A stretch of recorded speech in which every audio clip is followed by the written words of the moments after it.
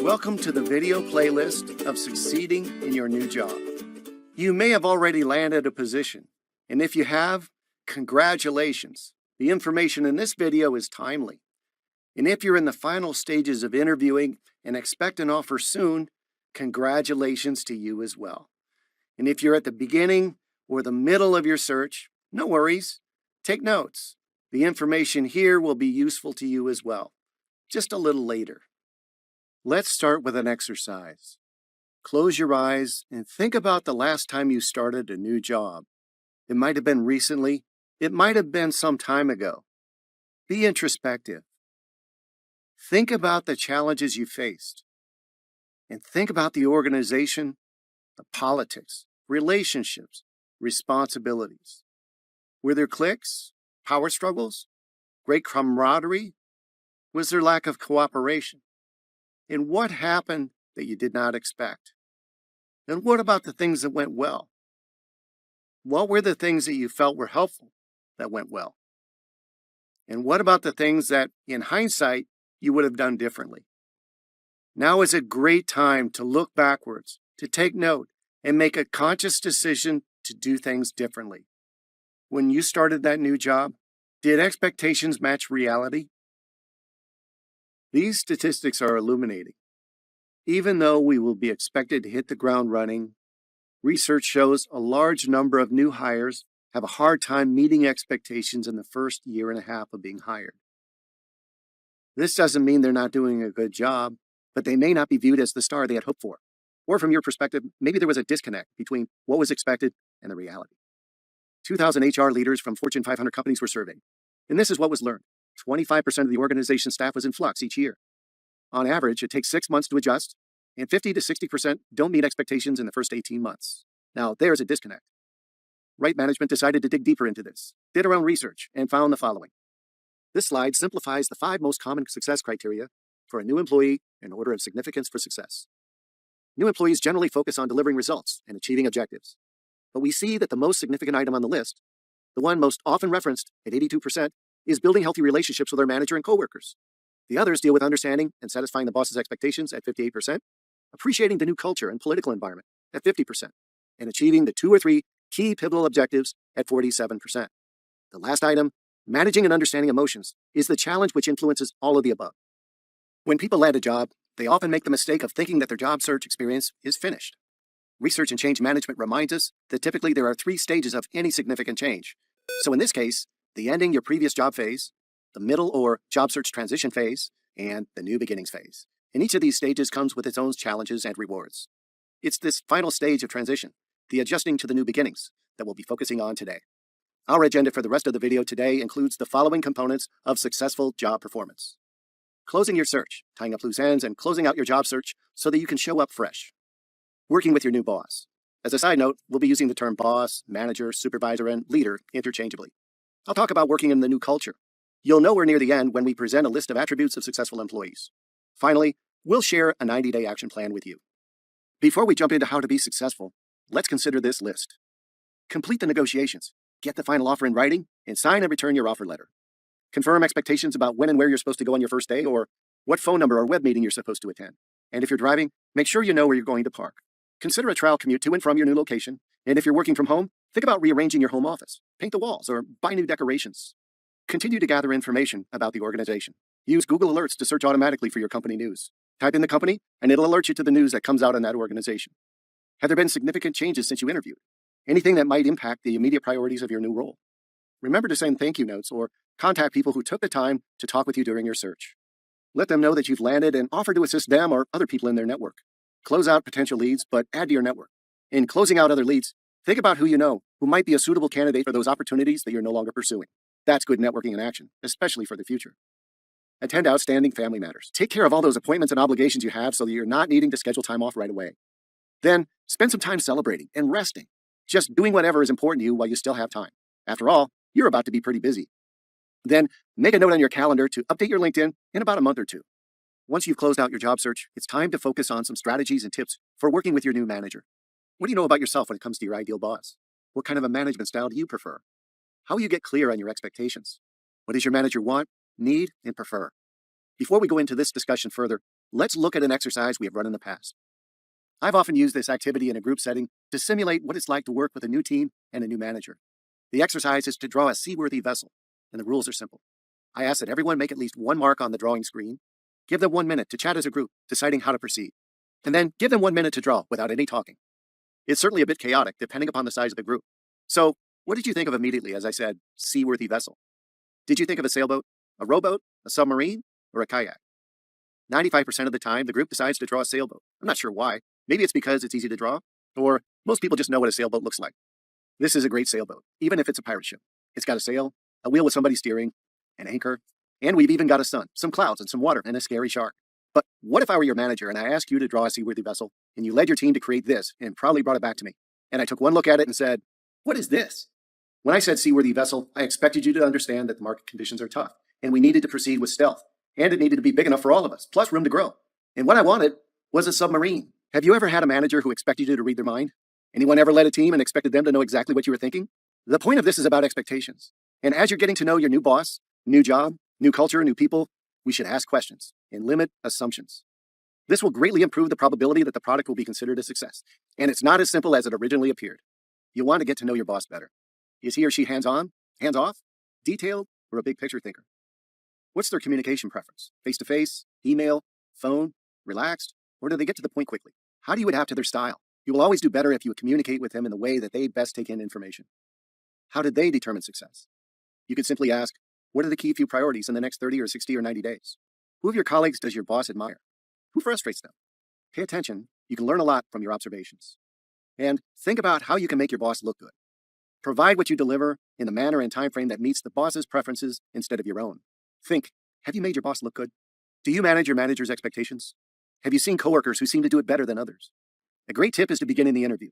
A common question asking, what does success look like? And what are the key few priorities? Try to clarify expectations immediately. We'll talk more about this in a minute, but take time to sit down with your manager and continue to revisit and discuss those key few priorities. You'll be learning more during your first 3 months on the job, and what you learn may shape or refocus those objectives. Now, negotiate time for diagnosis and planning. Avoid the action imperative. Don't get pulled into fighting fires or pressure to make calls before you're ready.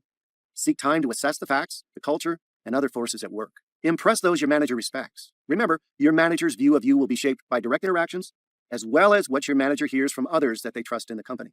Assume your manager has pre-existing relationships with others who are now your peers or maybe people on your staff. No need to go out of your way here. Just be alert to the many channels through which opinions and information can reach your manager. The frequency of one-on-one meetings can vary from company to company, from team to team. Perhaps you met one-on-one with your manager weekly or bi-weekly or maybe once a month.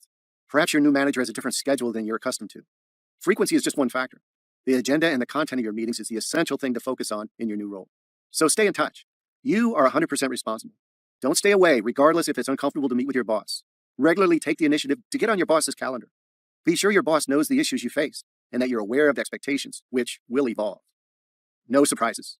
It's no fun to bring bad news to your boss. However, it's a much bigger sin not to report a problem. It's always best if he hears the problem from us rather than from a peer, or worse, from their boss. Problems and solutions. If you do have to bring problems forward, be sure to bring ideas for resolution. Do some research. Your ideas don't always have to be complete, but you should be perceived as a problem solver. Always be ready for your boss to ask this question. Well, what would you propose? Now come with an agenda with 3 important items. Take the initiative to have an agenda. Don't just show up and wait for them to tell you what's on their mind. Focus on just a few items that are important to your boss so they are informed when they're talking to their boss or their peers. Adjust to your boss's style. And your boss may have a different style than you, more or less detail-oriented, a more direct or indirect style of communication, different ways of motivating. We save ourselves a lot of trouble when we accept our boss's style and adapt to it. We're not saying you need to change who you are, just the way that you communicate information to your manager. Project a can-do attitude. Remember, your bosses have a lot on their mind. They appreciate employees who buy in, who are willing to embrace the new initiatives of the company. Now track your accomplishments and record them so you remember them come KPI time. If you work remotely or in a hybrid environment, staying in touch becomes even more important. They can't always see what you're working on and don't necessarily know the challenges you're facing or the huge impact that you're having. Clarifying objectives. From the first interview on, we should be focused on understanding those critical objectives or key few priorities. It's also a good idea to have a learning agenda. This is a way to discover things you don't know. Consider keeping a journal to log your questions, issues, and observations. Generate goals for learning. You might categorize them under people, processes, organizations, and technology. This would include finding out who the key stakeholders are, who are the best people to rely upon for insight, and maybe even strengths and weaknesses of your staff. Thinking like an entrepreneur means thinking beyond the responsibilities of your job. Try to imagine your boss's priorities or her boss's priorities. This will provide a fresh perspective and allow us to see how what we do fits into a larger picture. We may also see opportunities to make contributions that we would not otherwise recognize. In other words, we'll have the opportunity to take the initiative. Establish a review process. Now, this may include time with your boss or time alone when you review your progress against your goals. When you ask for feedback from your boss, do so in advance of the discussion. Give them time to think about it. And request help. Don't forget to ask for help when you need it. I can't stress this enough. People will expect you to have questions, so don't be afraid to ask for help. And here's some additional thoughts on meeting and exceeding performance metrics. Establish a record-keeping system to monitor your progress. Engage in scheduled progress updates with your boss for feedback. Adjust performance. Update your skills, your attitudes, or your assumptions, all relative to the metrics and changing business needs. Maintain knowledge of economic, social, financial, and political impacts to the products and services. Focus on cost efficiencies and manage constant change. Problem solve creatively with the big picture in mind. And finally, maintain your personal expertise. Make the boss look good and no surprises. So far, we've established a good working relationship with our boss, agreed on expectations, we have a learning agenda, and we recognized how our own strengths will be used, and identified areas that will be a new development challenge for us. Now we need to get some early wins to continue our momentum and avoid early setbacks because it's tough to recover when the tide is running against us. Think about what's important to your new boss. Zero in on a few promising small wins. Maybe you've reorganized the files of the former employee, or repaired or reopened relationships with another department, or made an easy decision that has a clear impact. This is where you can rely on those core strengths that you brought to the job. But do it the right way. Be sure that when you're delivering those early wins, you're not doing it in a way that makes others look bad. And be sure to adjust to the culture where you are, not where you were. Learn how things are done here. Finally, a word about performance management. When you take ownership of your own performance and career, you have the opportunity to stand out from your peers. Make it a habit to keep track of your projects and accomplishments. Don't assume your boss will know or remember the great work you've done. And when it's time to discuss your performance, you'll be prepared to lead the conversation with confidence, with a realistic assessment of where you are. Remember that you're the only one who owns your career path. It's up to you to decide your long-term goals and garner the support necessary to reach your goals. Managing emotions, relationships, and learning company culture. At the beginning of the video, we talked about how the secrets to a successful transition, managing your emotions, impacted everything.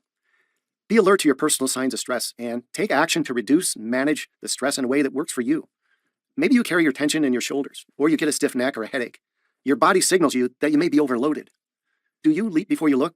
Not taking time to evaluate or look at the pros and cons. Or are you a relationship junkie, needing to talk about it and talk about it and talk about it before you act? Or do you get into analysis paralysis, looking at things from every angle, every scenario, so much so that you're not able to move forward?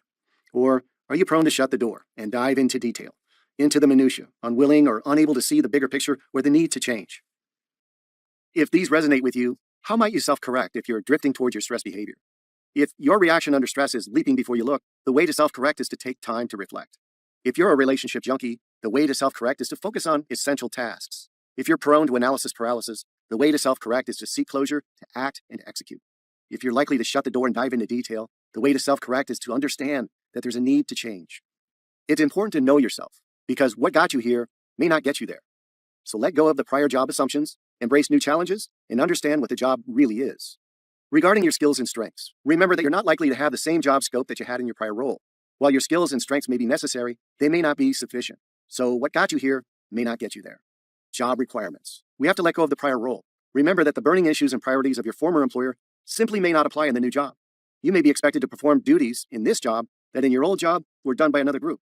Role expectations. If what got you here was technical skill and attention to detail, will you be prepared for a role that requires cross-functional collaboration or a delegation to staff? Regarding leadership and management, if you're a manager, maybe you managed change before.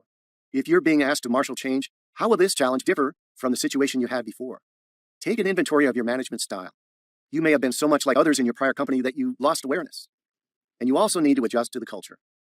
Every organization's culture and politics are unique. Your success in the new environment will hinge on your ability to quickly learn the ropes. And it's one of the most difficult challenges that every new employee needs to act on.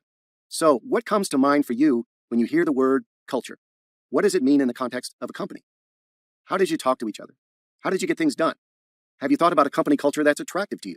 What are the elements that are appealing? In looking at this target, what color would you choose if you wanted to get the most points?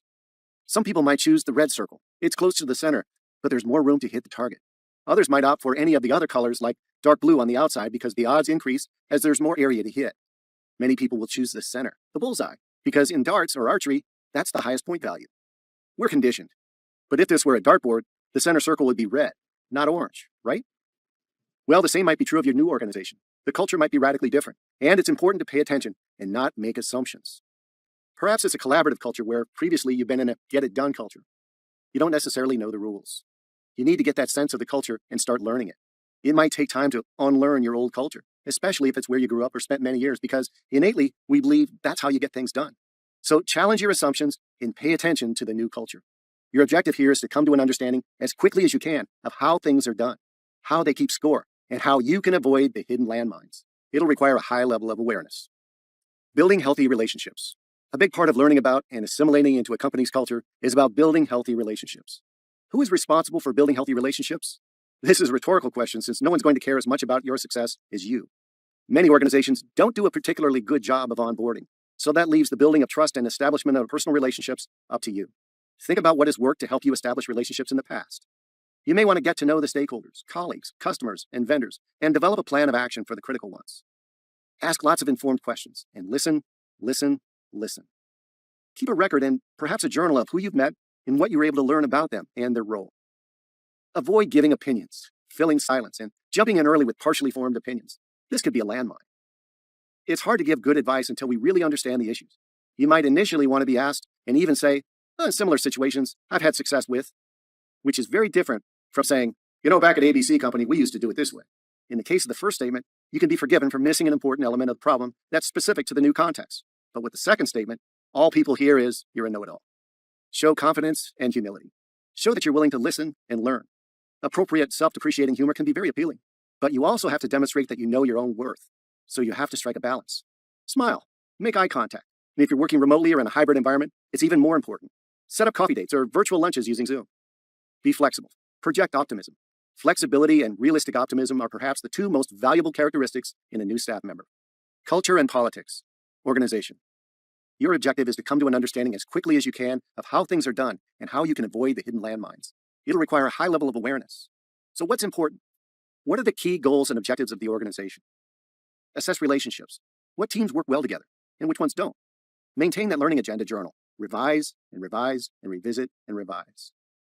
Maybe you ask your boss or an HR representative to find you a trusted coach or mentor who can be your go-to to understand the organization, the culture, and the politics.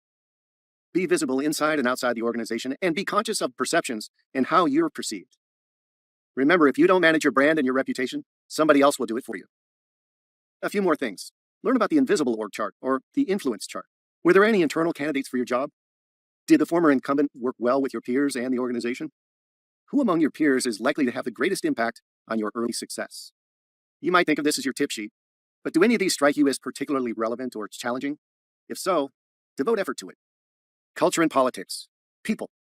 As for culture and politics, when it comes to people, form your own opinions of others. Avoid gossip. Gossip could be sharing unkind truths or sharing information that doesn't belong in the public arena. Unfortunately, it's one of those ways that people try to bring you in by sharing gossip. Stay away from that grapevine. It won't serve you well. Don't assume that everyone acts with the same level of motivation and integrity as you. And choose your allies carefully, broadly, and not too early. Perhaps you're hired as an external candidate, but someone internal had applied for the role. Are there hard feelings?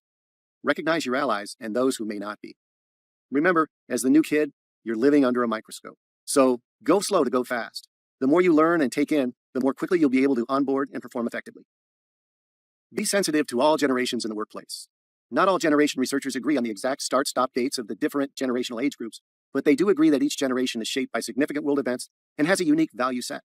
Each generation reacts to the generation before and after them, and generally shares common values that tend to be unique to their own generation, which can create a us-them mentality, even to the point of maybe thinking their own generation is the standard, and maybe even looking a bit skeptically on another generation.